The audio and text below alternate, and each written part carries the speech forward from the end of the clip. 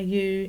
This week I am going to show you how to pick some of the pretty colours out of your pattern.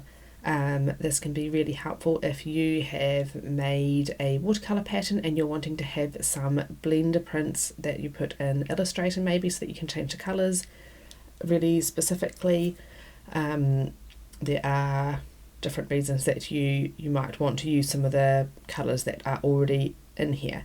So what I do for that is I hit I on my keyboard, which isn't working. Why is it not working?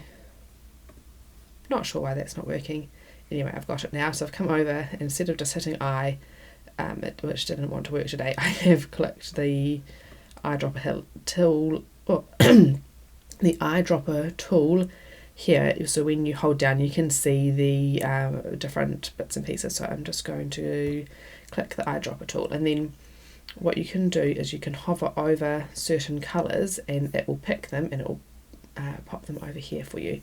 So because it's watercolour, there's so many different colours, you can zoom all the way in, and you might want this like pinky colour, you might want some brown, you might want this brighter pink,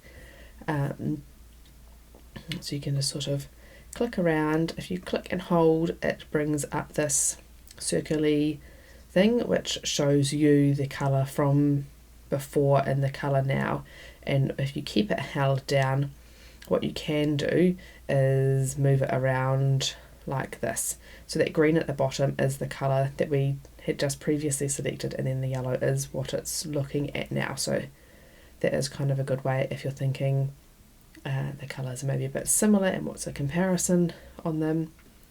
So that has put all the colours over here, and then what you can do is you can make a background colour if you want to, G to fill the background, and you can click these and then fill it. So all of these colours should kind of go with the pattern because they are colours that are already in the pattern. They've all been pulled from the pattern.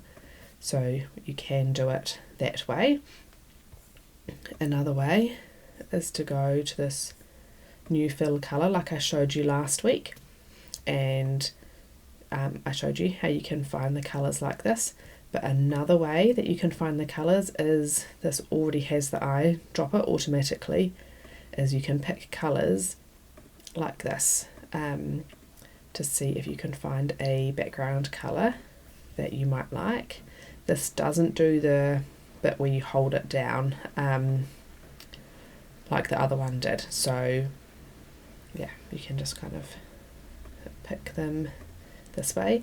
Doing it like this also doesn't populate your swatches over here, so it just picks them, and then if you click on another thing it's just going to disappear and you won't be able to find that colour again unless you click in the same spot. It shows up your hex code here, so if you watch there, that changes as you click the different things. So if you like them, you could always copy the hex code. You can also click add to swatches. This add to swatches will add it to this panel down here if you want it for later, but that is a fun way to get colours out of your watercolour painting. You can also do a really similar thing on the iPad where you can scan your watercolour or your painting in, or take a photo of it, and then on the iPad in an app like Procreate you can use the same sort of eyedropper tool and then go and select colours from that. I personally find it a lot easier to find colours that I like when I'm pulling colours from things that I have painted rather than from this sort of colour wheel situation here.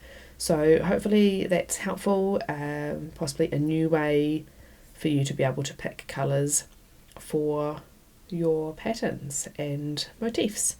I will see you next week, hopefully again with another helpful tip when it comes to doing patterns in Photoshop.